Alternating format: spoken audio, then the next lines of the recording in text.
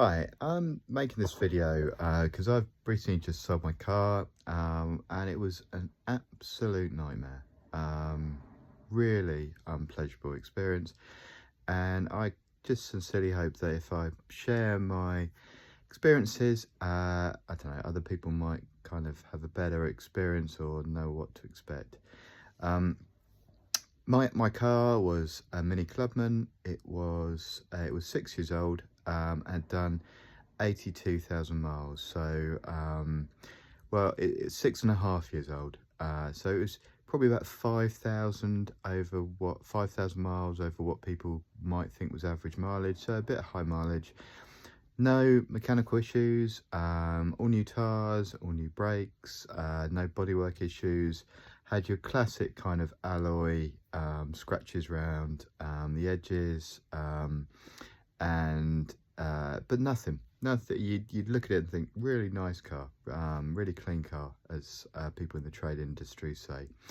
I advertised it for a few weeks on eBay, on Gumtree, on Auto Trader, and a mini trader site. I think they're called Mini Traders.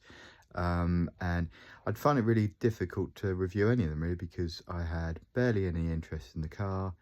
And to give you an idea in terms of price wise, because what a lot of people say around, oh, it's about what you price and whether or not, you know, that will be your biggest indication about interest. Fairness, I think the range that you'd see my car on, the advice you'd get is anywhere between kind of 7.5 to 9 grand. And I started selling it for 9 grand with the thought that if I sell it, advertise it for 9, now I might be able to get pushed down. And I just kept scaling down over the course of about 3 weeks, but no interest at all. One person that messaged me, complete time waster, but absolutely nothing. So I ended up looking at your online buyers, and hence why this is why I thought people might appreciate some advice. I definitely would have done if before the experience. So I ended up went to everywhere I could find to get a really good understanding about what the price I might get for. And obviously, from first off, it was really clear that I was going to get miles off what I wanted, what I was hoping for. In the perfect world, I was kind of hoping for 8.5 to 9 grand, but it was really clear that the closest I was going to get was, you know, good £2,000 or so less than that. I literally went through absolutely everywhere, and I'd say, and let's be honest, all we're ever looking for is the most we can get for our car. And for my car, there was only three people that stood out at a higher price. And I went for everywhere. There was WeWantAnyCar.com, there was WeBuyAnyCar.com, and there was Motorway. They were the three people that had the highest ranges. Now, what I learned in my experience, and I ended up talking to loads of people because I took it to car dealerships as well, and in fairness, some of them shared a few things with me that's worth knowing about, like the process of who you end up dealing with in this space. So there is a trade book that's different from like your kind of classic valuation that you can try and find about what you should get for your car. What that trade book effectively said about my Mini is that look to kind of buy it for anywhere between 6,500 and 8,500. Now, the problem with that range, if you're trying to sell it like I was to these people, is effectively they're looking to kind of sell it twice in that period, in that range of price. So effectively everybody was like lowballing me with 6.5 grand. And that's really because they want to then sell it to an auction company and leave enough space for auction companies to then make further money. So straight off, know that you're not going to get these companies much far out of their lowball offers. So let me deal with this in terms of my the people that I spoke to. So I went for the people that offered me the most first of all, and that was WeWantAnyCar.com. So effectively they said, right, we can almost pick it up for you now, James. We're going to give you a video link, and we're going to walk around the car with you, and effectively then give it to our valuation people and come back to you with a price. Now they originally said to me 7,700, I think. Again, I was annoyed. It was lower than what I'd got, but it was better than all the other people. So went with it, and I thought, you know what, if I can get over 7, I'm done. I'm done with trying to sell this car. It's theirs for over 7. So anyway, I walk around the car. They're telling me to look at the tyres, look at the wheels, look at all these different things. Painful experience because it kept dropping out, and they kept phoning me back. I would say I probably spent a good hour on the phone to these people. They ended the call and then phoned me back about, I don't know, 20 minutes later, and effectively then said the best we can do is 6,600. And they looked for as many reasons as they could to like drop off £1,000 from their price, and it was rubbish. I mean, they were talking about we could see a crack in your front bumper.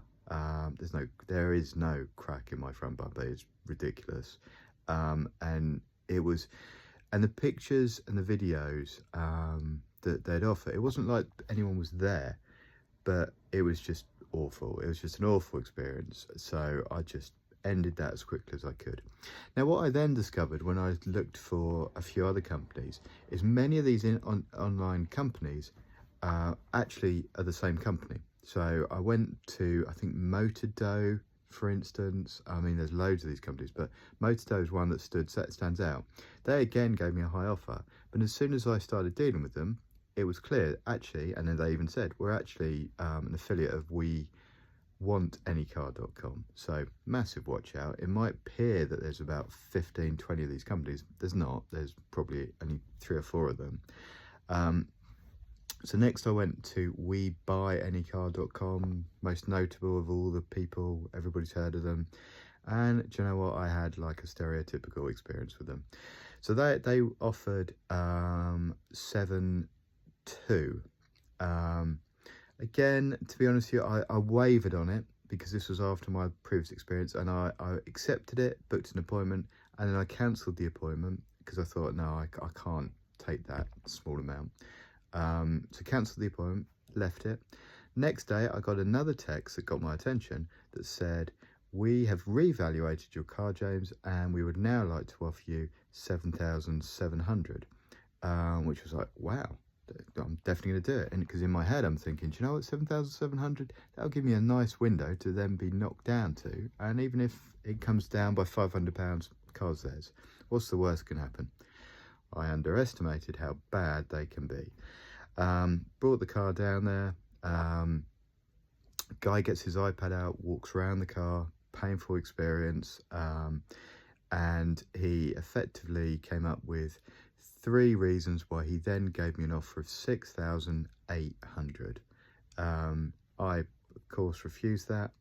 And again, what were the reasons? He talked about scratches on alloys. I mean, it's a 6.5-year-old car. What car doesn't have scratches on alloys? And he even described it as a good car. One of the watch outs was partial service. So for anyone that's not clear, if your car hasn't been serviced every single year, it will be down as partial service, whether you've got the details or not. So to give you an idea, my car has had, is due a service in 2 months' time. So that would have been its 6th service in 6 years, but it's only had 4. So its first owner serviced it once in 2 years. So no matter what I did, I'm partial service.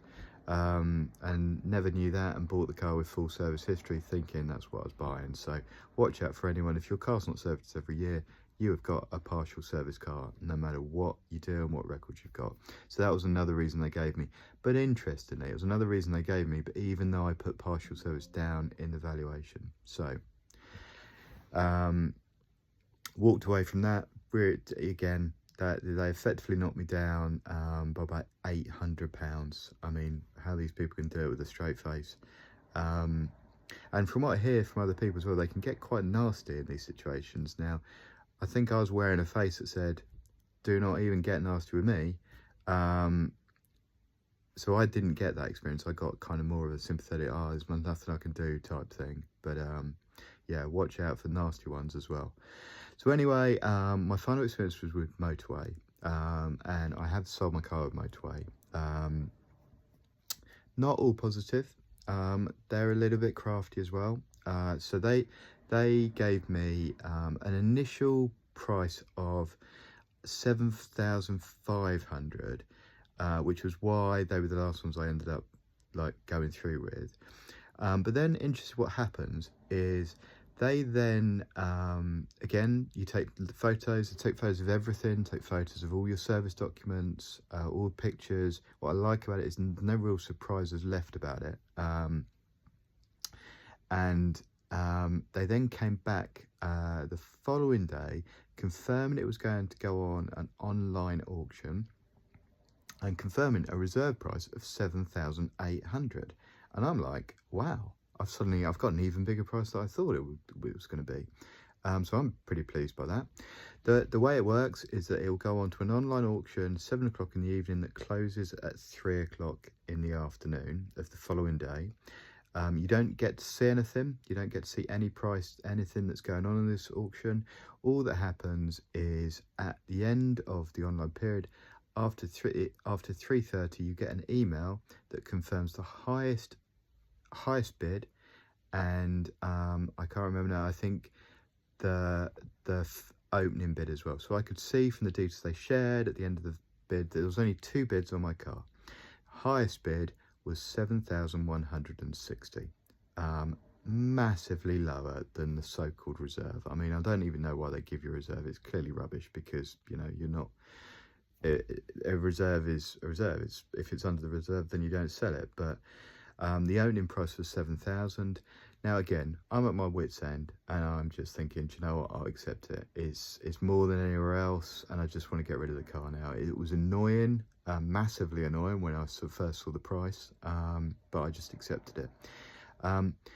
Then they told me that the next stage is they were going to get a car collection people to turn up, and the person was going to check the car over and make sure the car was what it was sold for. And I've got to be honest, I'm getting PTSD at this stage, thinking, great, I know how this goes.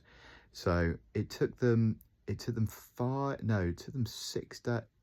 or 6 days to actually turn up to pick the car up. It was bizarre. It was almost as if they didn't want the car. It was to the point where I was almost beginning to think about selling it again. So the guy rocks up, really nice guy. He's travelled all the way from Birmingham. Interestingly, he got a train down from Birmingham. So if he hadn't taken the car, he would have ended up having to get the train back again. So you start to think, as the seller, okay, I'm feeling a bit more comfortable about this. If he does try and lowball me, I can say good luck with the train. But he walked around the car, switched the car on. Obviously no full lights come up. He said he was meant to test drive it, but he was running it for it. It ran for a while. He said, you know what, I'm just going to drive it. When I'm going to drive it for so long, you know, it doesn't need a test drive. I'll see it. And said, yeah, I'm happy. Didn't do any of the silly any card checks with iPads, or this is what the computer says, I can't do it now, or wasn't aware of this scratched alloy, or any of that rubbish. Transferred the cash straight away. Cash hit my account. Gave him the keys, he drove off. So my advice to anyone in this day and age, if you've got time and massive personal resilience, try and sell your car. I'm not convinced in the world today that you can sell a car privately anymore. I'm not sure buyers come to private sales anymore. I literally had no one come and visit my car for 3 weeks. If you have to use any of them, they're all kind of the same, but I would definitely use Motorway. They definitely didn't try and lowball me. Everything was what I expected, albeit a terrible price against what I'd want, but at least it was a terrible price they kept to, as opposed to some of the other people where that terrible price just got worse and worse and worse. I hope the video's some help to anyone selling their car, and massive good luck if you're doing it, because yeah, just awful experience. Thanks for watching.